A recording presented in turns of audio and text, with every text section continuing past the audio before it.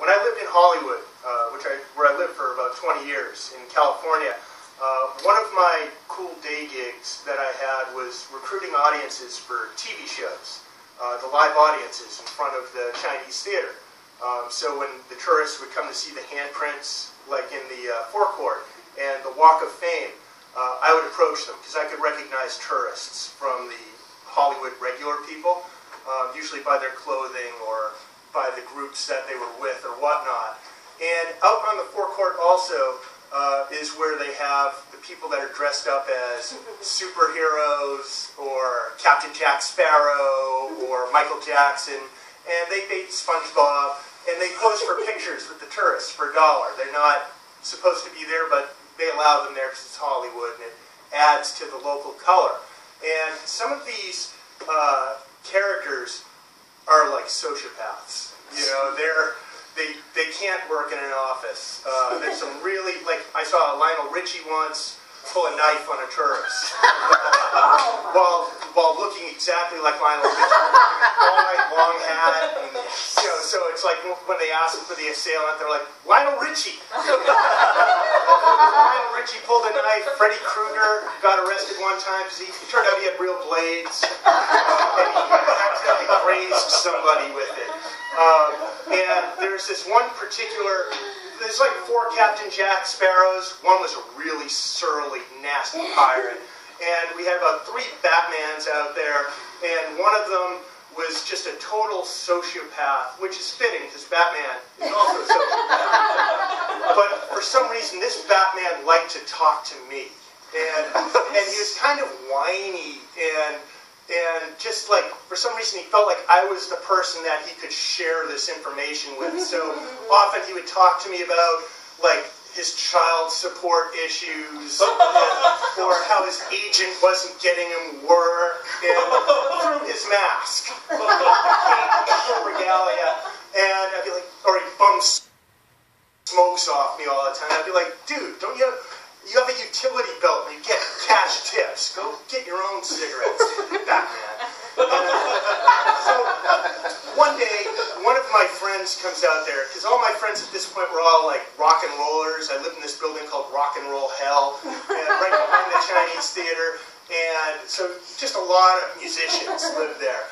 And one day I'm out talking with my friends, you know, my ticket crew, and my buddy Bryce comes out there. And Bryce is this kind of aggro dude. He's the tattoo artist of the death metal elite. That's his death metal music. He specialized in demon women, topless winged demon women with horns and perfect breasts, like huge, perfect breasts. You can spot a Bryce tattoo anywhere.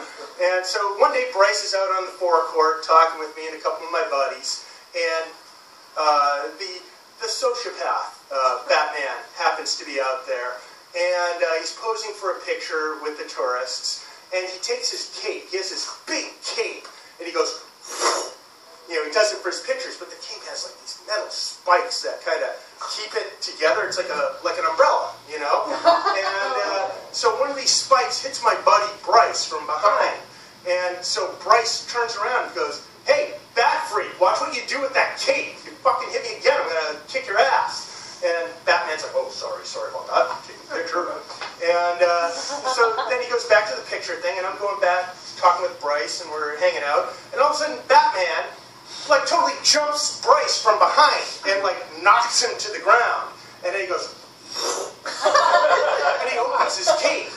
So Bryce gets up. He doesn't know what happened at first, and he gets up and he sees Batman, and he goes, Batman, I'm gonna fucking kill you! And so Batman runs for his life. You know, full gear, hits a freaking palm tree or like telephone pole or whatever, dodging tourists, and he's just running for all he's worth. So Batman doesn't come around for a while. You know, he's gone for, you know, maybe a good week or so, and me and my buddies were giving, you know, Bryce like a really hard time because he was like beat up by Batman. And, so like, you know, we'll be sitting in the apartment like passing a joint around, and like, you know, the way to make people cough it out their nose is to go, I am Batman.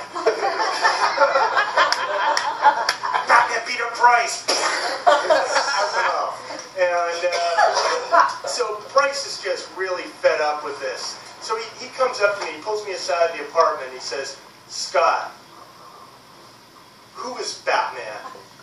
Because he knows I know him. And I say, I can't tell you. Because I know he's going to kill him, and, you know, it's the code of the superhero. Don't give their alias away. So Bryce is pissed, but he understands. I'm not going to, you know, cause this dude to get his ass kicked.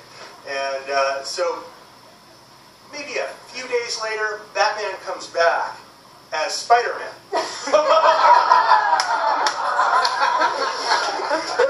I totally know it's him because he's got the big Batman lantern jaw, and he's crazy and talking about his freaking child support and stuff.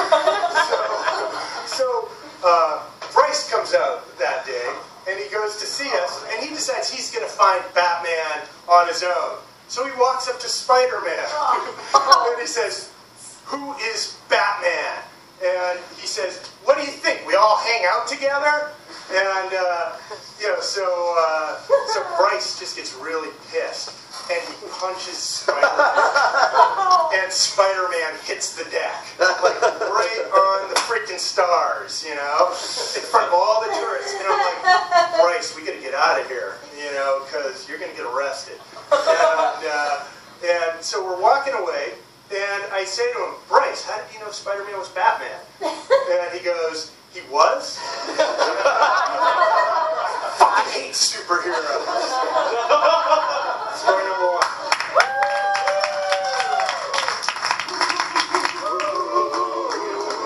And this is another Hollywood story, and it's called I'm Not Getting Out of the Car. So while I was living in Hollywood, I was working for LA Record, you know, a music magazine, and my best friend was a private limousine driver and security.